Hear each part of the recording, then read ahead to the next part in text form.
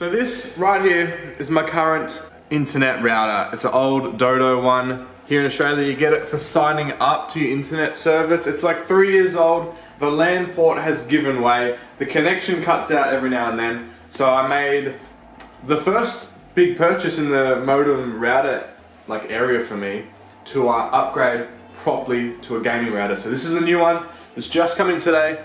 Just took the cover off. Thought I'd make a video on it. And I did heaps and heaps of research because I knew nothing, so I had to learn about the AC power compared to the AX, the new Wi-Fi 6, different technology. I think you call it MyMu or something, I don't know. But all the things that help prioritize gaming in your household. Now sometimes you can just LAN port in, right, and sometimes the speeds can be, well, a lot of the time, just as good as these gaming routers. But I think you're a little bit optimistic if you think you're always going to be LAN ported in. If you have a console, if you have a computer, you can't have this many cords running around the house unless you have built-in ones in the room. So, gaming router, upgraded to it, and we're gonna set it up and see how it goes, see how clunky it is to finally get going, and hopefully this turns out to be as good as the Nighthawk series. So pretty much I did all the hard work. I narrowed it down to the Nighthawk XR500, and this one is the ASUS, where is it, 86 AU, AC86U, the RT one. It's the new one. It's just so confusing. There's an older version that is much the same with the code as the 88U. It lays flat, but it's older. It was a little bit more expensive. It gets crazy, but this is like mid-range. Spent at least 4 hours researching all the things about a router. Narrowed it down to 2 options. Like I said, the Nighthawk XR500 and the ASUS RT AC86U. Now this one was a little bit cheaper, and because of the cheapness and because of the value you get, I ordered this one in. The Nighthawk looks better. It killed me inside, but I made myself a deal. If I save that extra $50, I can spend it on some video games to test out on the new router. So let's get this thing set up and let's see if it stands up to the potential of being better than the Nighthawk series, the king when it comes to gaming routers.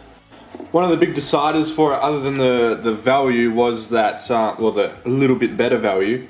The stats were a lot of the same. You know, they all have these like different things that they promote that are super fast. But the 3-year warranty. ASUS, I really like ASUS. I'm running a 2070 in my computer.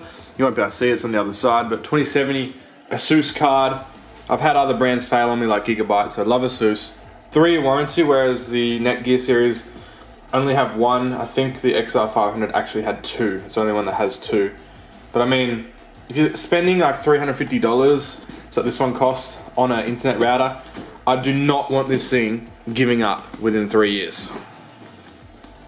Pretty cool look at the case. Gaming router, all this stuff. Who even knows what it means? Let's just plug it in. We'll try and plug it in. I heard they can be pricks to set up these gaming routers. It's called Open 2. So WTF, or what the fast, something that ASUS really promote. Let's have a look at this. Experiences the difference between winning and losing. Gameless private network. Reduces your average game latency. It might be really good, or it might just be like a big gimmick. I'm just being unbiased. Here's the look of it. Now this one, it has to sit upright, which means it takes up a lot less floor space. Have the different antennas. I think it runs 3 from the top and maybe 1 inbuilt. I think a lot of them like to do that. And we have a warranty notice and plenty of cords. Plenty of cords. 1, 2. Well, that's all one. That's 2. I don't know what these are down the back. Oh, different adapters for wherever they sell it in the world. Fair enough. Alright, I'll have a quick read through the manual and see if we can get it going. How unique is this? This is the power box, and they've got these little prongs here. I'm like, hang on. It doesn't really fit.